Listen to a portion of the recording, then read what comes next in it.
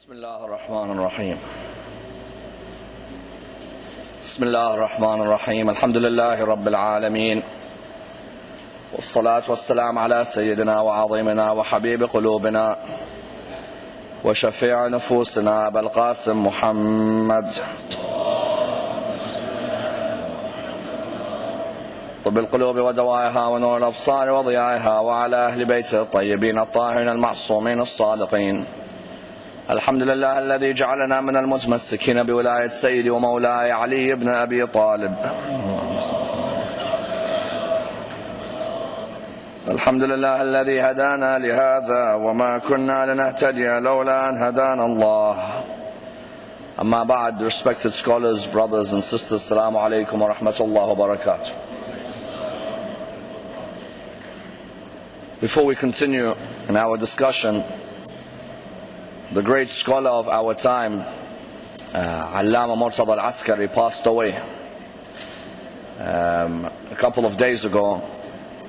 And this man was an extraordinary figure, for not only was he a specialist in jurisprudence, but he was also one of the greatest writers of history of our time.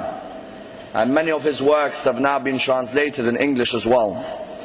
And there's some definitive works, especially about the first century of Islam, the biography of the revered companions around the Prophet and also the not so revered ones, an analysis of myths in Islam, those people who claim to do something which they didn't. And Allama al-Askari was seen as one of these great historians who emerged from the great Hawza. And therefore, if we can all recite the Surah Fatiha before we continue. Bismillah ar-Rahman ar-Rahim.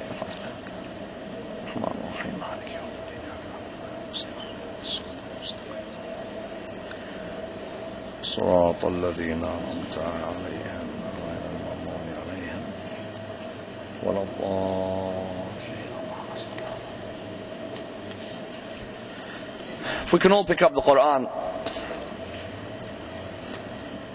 and if we go now, we will follow the verses in the next few lectures. We will follow the verses step by step. And so I think I'll give it a minute for everyone to pick up the Quran. I'm not starting for a minute.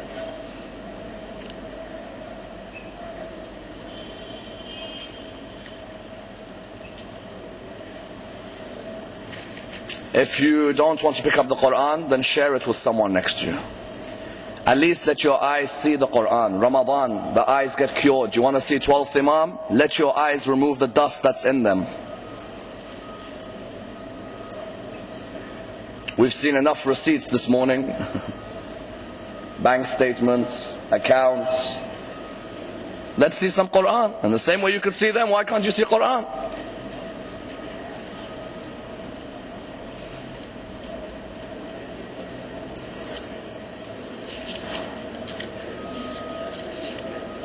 Verse 12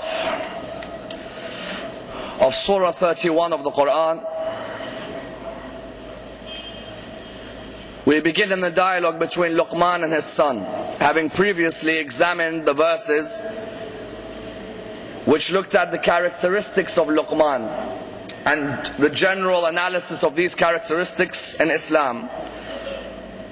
From today, I'd like to begin the discussion and the dialogue between Luqman and his son, to see what points emerge which we can take into our own life and our relationship, not only with our sons, but with our daughters, and which we can also teach to our brethren within the community.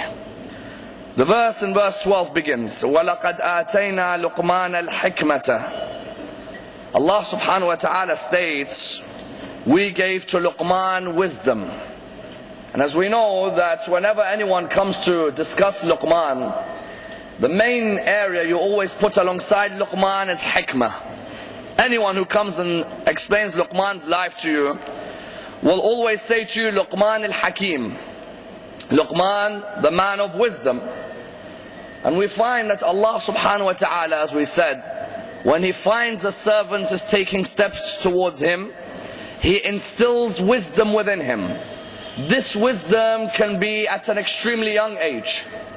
And this wisdom can also come when you're at 60, when you're at 70, when you're at 80. The reality is, it depends on how many steps you have taken to come towards Allah subhanahu wa ta'ala, will be the amount of wisdom that's given back to you.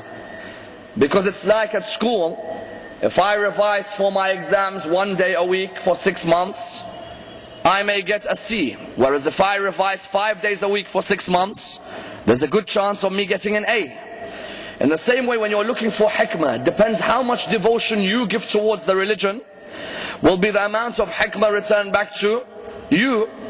And that's why when you look at this subject of hikmah, the subject of hikmah, which I'll examine further in my majalis in the future nights and the evening, the subject of hikmah is not just an Islamic subject. It's a subject that goes across all religions and all philosophies as well. For example, Aristotle, Plato and Socrates all had their own definition of hikmah, of wisdom. And each of their definitions was somewhat different from each other.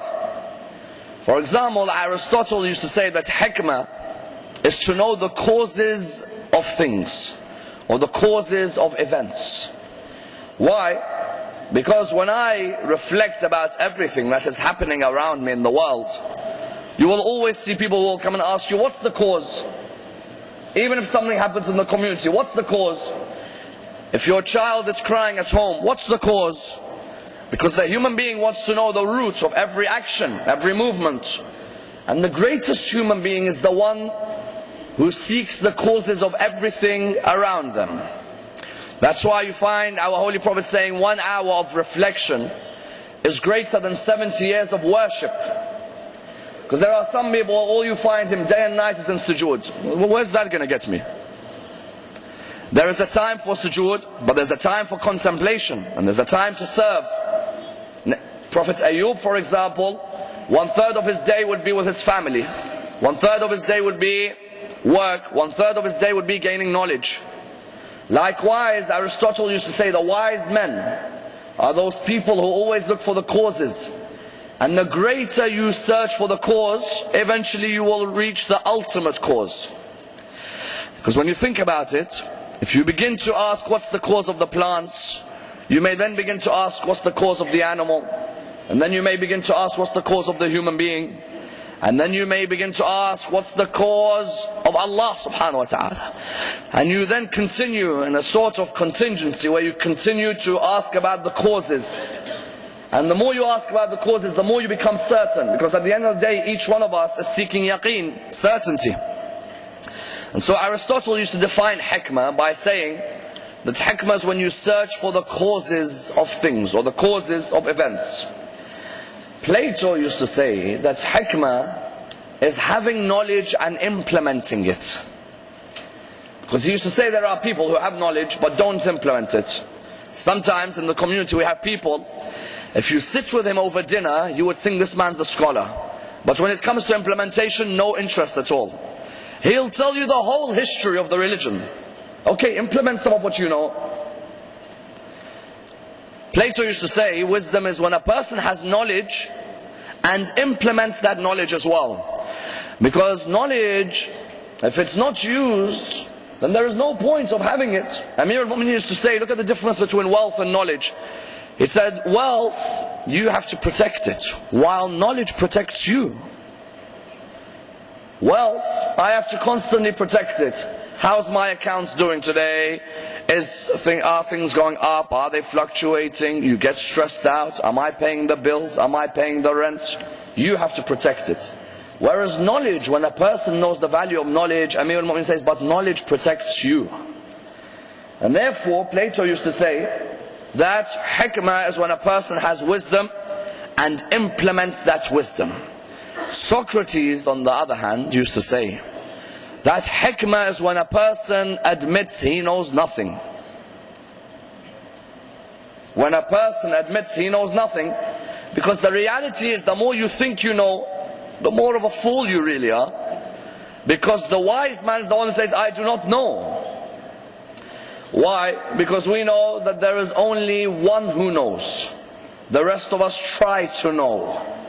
However much we think we know, the reason behind something, there may be a completely different reason behind it which we'll never find out. Like there are some laws in Islam, Allah subhanahu wa ta'ala gave us a glimpse of the reason. It doesn't mean this is the whole reason. There may be other things which are the reason for it being a law, but we can never fathom in our minds. Socrates used to say, hikmah is when a person comes down from his high horse. He comes down to the ground and says, I don't know as well.